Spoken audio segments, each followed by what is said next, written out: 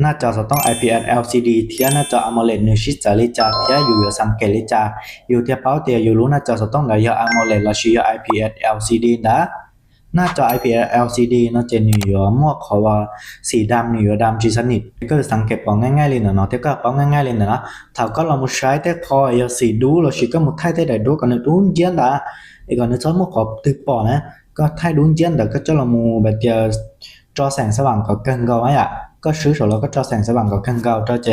ก็เรามุใช้รู้หน้าจอนี่หมวกเขาสีเสียสีเทาๆได้นะมีจิว่าสีดูแก่นี่ว่าสีเสียเทาๆได้เดี๋ยวท้องไปหน้าจอได้ดะหน้าจอ AMOLED nóก็สังเกตพอเล่นนะเนาะง่ายๆเลยนะจังซี่ก็thayได้ดูก็ดูเจียอย่างใดเราจะก็มาจุก็เต็มหน้าจอจะก็ซื้อสเรามุจะเปิดแสงสว่างก็เกินก็จะก็ที่เรามุใช้ลงหน้าจอใช้เนี่ยบ่มาขอเตียสีเทาๆสีฟ้าๆแต่เราชินอยู่ดูเจียตรงแต่รู้สึกต้องจริงนะที่สิเตี้ยๆล่ะเขาเนาะหน้าจอ AMOLED หน้าจอ AMOLED ที่ในช่วงนี้เนาะจะเนี่ยมาขอประหยัดไฟมากขึ้นเตียหน้าจอ AMOLED นะมันอยู่มั่วจะไม่พิกเซลโอเนี่ยสามารถว่าหรือเองได้จะรู้เชื่อเนี่ยเจอขอสีดำเลยจะนี่จะไม่พิกเซลเนี่ยจะว่าหรืออยู่สามารถว่าลงสีเต้าได้จะไม่พิกเซลเนี่ยสามารถลงสีเต้าได้นะจะไม่พิกเซลเนี่ยเทียลิตัวตาเลยแต่เท่าเนี่ยเจอสีดูจะนี่เทียว่าดูเจียนได้เนี่ยเทียจิมาขอเทียสีเทาๆเท่านั้นหน้าจอ IPS LCD นะมันอยู่มันดาวสั้นหรือไม่สั้นได้ใช้ก็บ่เคยเก๋จะเนี่ยน่าจะต้องอย่าหรือไม่สั้นได้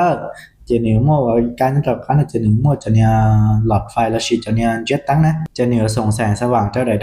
ด้ดูจะกันจีจะเท่านะจีต้องโมจะนี่ไม่ได้ดูหนึ่งบ่สิมันดาวสั้นน่ะอย่าจะนี่จะลองบ่จะเจนี่มาเรียกว่าแบบจะเกิดเป็นสีแล้วสิว่าแต่ก็พอแล้วหน้าจอเล่นได้จะเท่าก็จอสีดำแล้วจะได้ตอนนี้ใช้อยากจะนี่ว่าจีดูจะนี่ที่ออกอาการนี่เตียสีเทาๆสีเทาๆเท่านั้นนี่เสียจะเท่านั้นนี่สิเดียดำสนิทนะAMOLED น่าจะไม่พิกเซลนี่ว่าต้องเฮาหรือเองจะไม่พิกเซลนี่สามารถว่าเฮาหรือเองจะนี่เทเลจงลินดาก็เป็นก็เชียงง่ายๆเลยนะเนาะที่ซื้อหน้าจอ AMOLED ที่หน้าจอ IPS LCD จะนี่จงลินนะเนาะที่ซื้อ